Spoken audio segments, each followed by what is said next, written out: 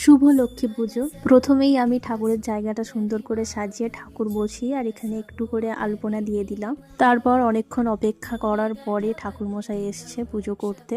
তা 1 সেকেন্ডে পুজো হয়ে গেল, কি মন্ত্র পড়লো বুঝতেই পারলাম না। আর আমাদের দুপুরবেলা পূজা হয়, মা বলে দুপুরবেলায় করতে, তবে আমার ইচ্ছা আছে রাত্রিবেলা করার। তো পরের বছরে কি হয় দেখাই যাক। আর ঠাকুরটা আমি নিজে গিয়ে কিনে এনেছি, মা বলেছিল ছোট দেখে আনতে, আমি একদম ছোট মতো এনে ফেলেছি ঠাকুরটা। পূজা হয়ে যাওয়ার পর ঠাকুরটা কি সুন্দর লাগছে, তাই না? আর লক্ষ্মী পুজোর দিন সবার বাড়িতে একই সমস্যা হয়, ঠাকুরমশাই কোথায় চলে যায় খুঁজে পাওয়া যায় না। তো সেই জন্যই মা বলে দুপুরবেলায় পুজো করে নিতে।